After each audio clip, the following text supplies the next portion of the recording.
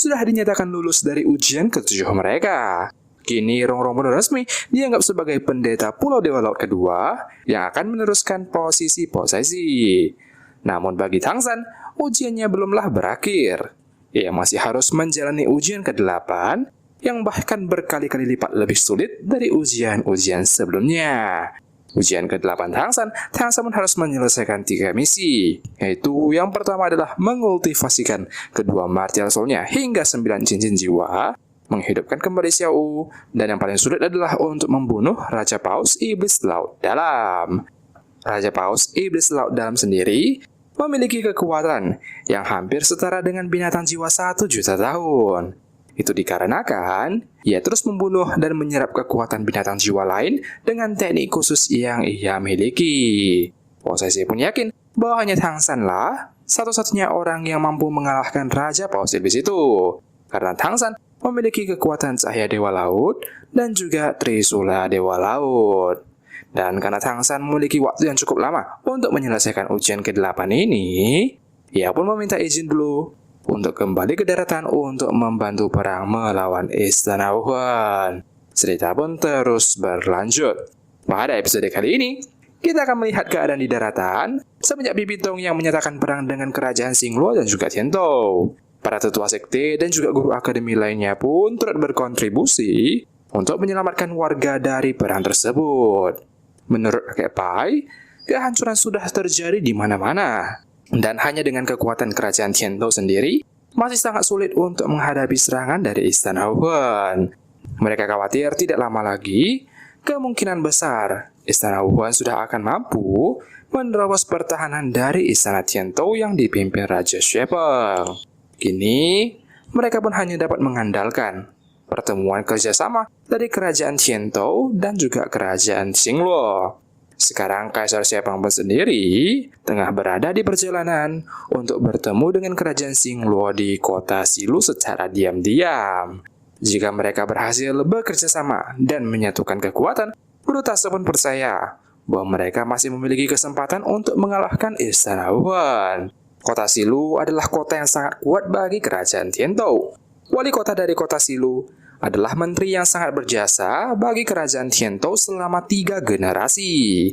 Ia memiliki kekuatan militer yang sangat kuat dan sangat dipercaya oleh kerajaan Tiantou. Satu-satunya masalah sekarang adalah agar Istana Wuhan tidak mengetahui pertemuan rahasia antara dua kerajaan itu. Jika tidak, bisa saja Istana Wuhan pun akan langsung menyerang kota itu dan langsung membunuh 2 kepala kerajaan sekaligus. Di sisi Kaisar Xuepeng, kini ia pun telah sampai di kota Xilu dan disambut oleh wali kota Xilu. Wali kota Xilu melapor bahwa penjagaan telah diperketat dan mereka tidak menemukan keanehan sama sekali baik di dalam maupun di luar kota. Kaisar Xuepeng pun senang mendengar hal itu, namun ia tetap menyuruh mereka untuk terus waspada. Di sisi lain, perwakilan dari kerajaan Xingluo sendiri sedang dalam perjalanan menuju kota Xilu. Jenderal perang ataupun kakak Mupai terus berjaga dan menghabisi semua ancaman yang datang dalam perjalanan tersebut. Setelah hal tersebut, mereka pun terus melanjutkan perjalanan agar sampai ke kota Xilu. Hingga akhirnya tak lama setelah itu, kini akhirnya mereka pun sudah tiba di kota Xilu. Wali kota Xilu juga sudah bersiap-siap untuk menyambut kehadiran dari kerajaan Xingluo. Di tengah perjalanan menuju kota, kakak Mupai pun merasa situasi kota yang sangat sepi. Bahkan tidak terlihat satupun penduduk di sini. Semuanya pun terus waspada dengan situasi sekarang ini. Di sisi lain, di tengah situasi perang, Guru Qingming pun sedang membawa murid-muridnya untuk berburu binatang roh dan sekaligus berlatih untuk perang. Setelah berhasil membunuh seekor binatang jiwa, ia pun menyuruh salah satu muridnya untuk menyerap kekuatan dari cincin jiwa tersebut. Namun di tengah proses penyerapan itu, salah satu murid pun pergi sebentar untuk menjelajahi hutan itu. Hingga akhirnya, ia pun tersesat dan Guru Qingming dan kawan-kawan pun segera mencarinya. Tak lama setelah itu, mereka pun akhirnya bertemu. Namun Guru Qingming merasa ada orang lain yang mengejar mereka sampai titik ini. Dan yang benar saja, sebuah bayangan pun tiba-tiba muncul dan berusaha menyerang mereka dari belakang. Guru Ciming pun segera menyuruh semua murid-muridnya untuk kabur melarikan diri dari tempat itu. Ternyata penyerang misterius itu tak lain tak bukan adalah pasukan dari Istana Wuhan yang sedang menuju suatu kota di Kerajaan Tiantou.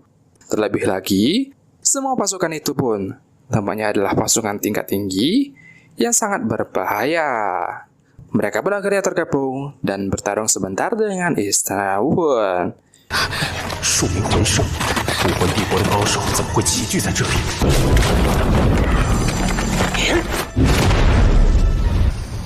我们被包围了！追！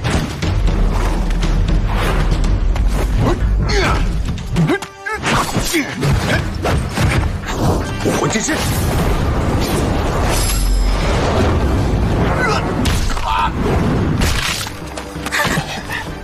快跑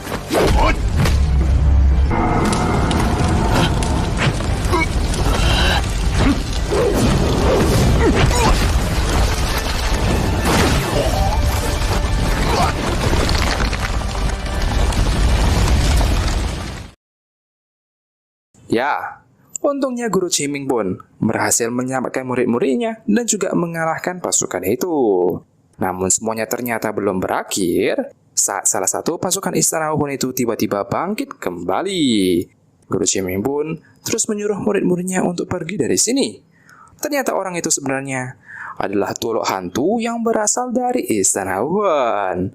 Ya, tentu saja tidak akan membiarkan mereka pergi dengan mudah dan akan terus mengejar mereka. Tunggu kedatangan dari Kaisar Xingluo untuk membuat kesepakatan.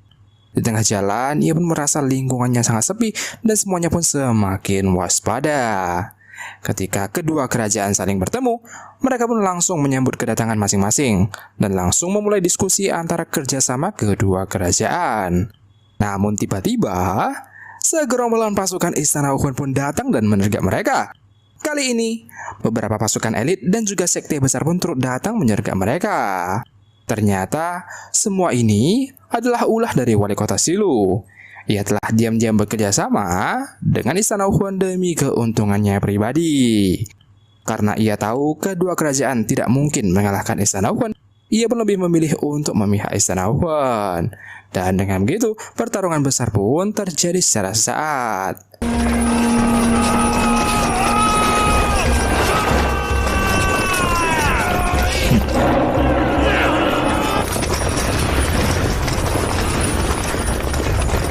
皆为利来，陛下，你们还是放弃抵抗吧。上！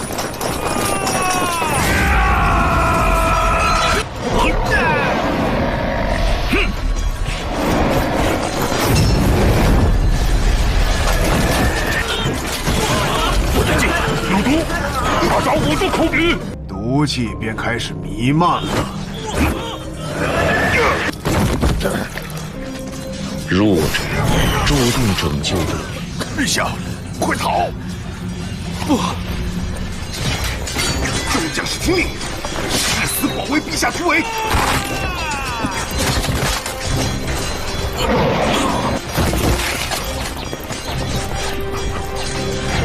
你们的悲鸣还不够悦耳，全体听令，杀无赦。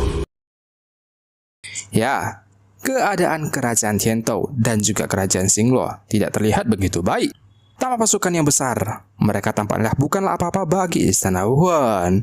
Beberapa ketua pun menyuruh Kaisar Xuepeng untuk segera lari saja dan menyelamatkan diri. Namun Kaisar Xuepeng pun menolak hal itu dan ingin bertarung untuk melawan Istana Wuhan. Keadaan pun semakin terdesak. Satu persatu prajurit pun telah gugur, dan ditambah lagi sebuah kekuatan misterius yang muncul dari pihak Istana Wuhan. Ternyata, itu adalah salah satu tulok tingkat tinggi dari Istana Wuhan yang bernama Tulok Naga Iblis yang juga muncul dalam pelang itu. Tulok Naga Iblis sendiri merupakan tulok dengan level 96. Kekuatannya tidak bisa diremehkan, karena ia juga memiliki salah satu binatang jiwa yang sangat langka yang bernama Naga Iblis Merah. Namun, kerajaan Tiantou dan kerajaan Xingluo pun tetap tidak ingin mengalah. Dengan begitu, pertarungan pun terus berlanjut.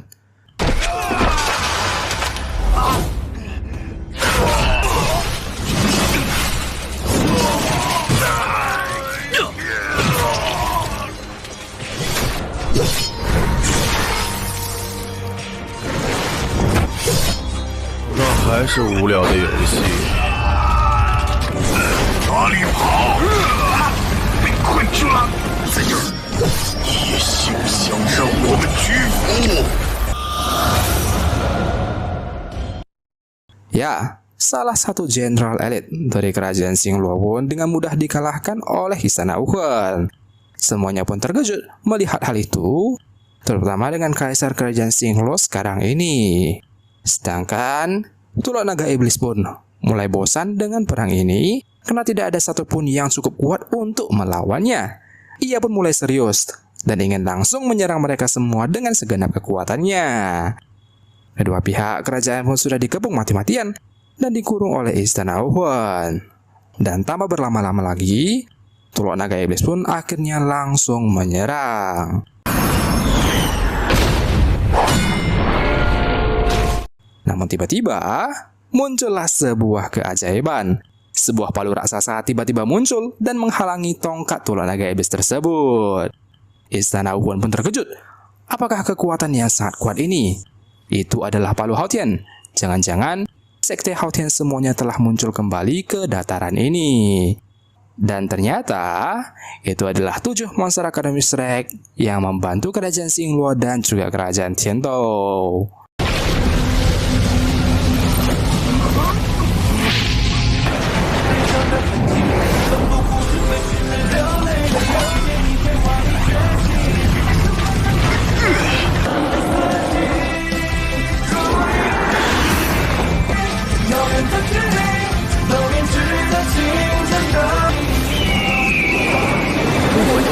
Saat mereka melihat perkembangan Tang San yang telah memiliki 4 cincin jiwa berumur 100.000 tahun. Bahkan Tulok Naga Iblis pun merasa sedikit terkesan dan semakin bersemangat untuk membunuhnya. Pertarungan pun terjadi sangat sengit. 7 monster Akademi Shrek yang lain terlihat lebih unggul untuk melawan para pasukan Istana Wuhan. Namun, hal itu pun membuat Tulok Naga Iblis menjadi sangat marah. Ketika memiliki sedikit kesempatan, ia pun langsung mengeluarkan teknik ultimate ke markas untuk melapor tentang kekalahannya. Namun saat itu, Pipitong sedang tidak berada di tempat, karena ia sedang dalam perjalanan untuk memburu Erming dan juga Taming. Sementara, Helena lah yang menggantikan Pipitong karena ia sudah ditunjuk sebagai paus Istana Wuhan selanjutnya. Kakak Helena pun mengatakan bahwa pihak mereka mengalami banyak kerugian karena kemunculan 7 monster Akademi Shrek yang datang secara tiba-tiba. Mereka pun menjelaskan secara detail apa yang terjadi dalam pertarungan tersebut.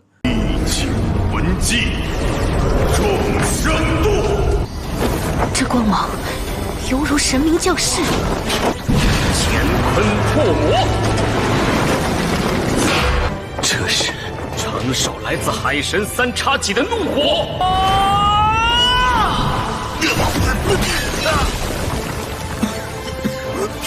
唐三，没错，3哥已经是海神的继承人了。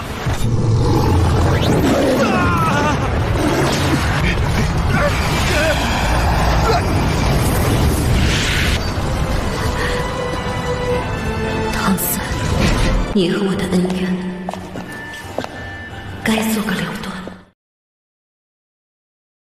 Ya, dengan senjata Trisula Dewa Laut, teknik ke-9 Tulok Naga Iblis pun berhasil dihentikan oleh Tang San. Semua orang pun terkejut saat melihat senjata suci itu berada pada tangan Tang San. Hal itu menandakan bahwa Tang San adalah pewaris Dewa Laut. Istana Wuhan pun melarikan diri, karena tahu mereka tidak bisa mengalahkan Tang San kali ini. Namun Mupai dan Cucing pun tidak membiarkan mereka dengan mudah, dan langsung menembakkan serangan ke arah wali kota Silu. Hingga akhirnya, wali kota Silu pun mati dalam pertarungan tersebut. Mendengar hal itu, Helena pun semakin marah, dan tampaknya berencana untuk turun tangan melawan Tang San sendiri kali ini. Sedangkan di sisi Tulok Naga Iblis, ia pun juga terpaksa untuk mundur dan melaporkan kekalahan itu pada para tetua di Istana Wuhan. Xianxia pun tiba-tiba muncul dan menekannya dengan kekuatan pedang malaikatnya. Nampaknya, Xianxia pun sedikit kesal dengan kekalahan itu. Sebelum ia bisa bertindak lebih lanjut, Xian Taoleo pun muncul dan menyudahi pertikaian itu. Ia pun menyuruh Tulok Naga Iblis untuk beristirahat saja agar bisa melanjutkan perang selanjutnya.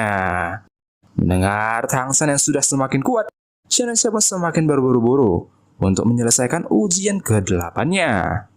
Namun Xianzalo pun berkata tidak perlu terburu-buru, karena ujian itu pasti akan tiba pada waktunya nanti.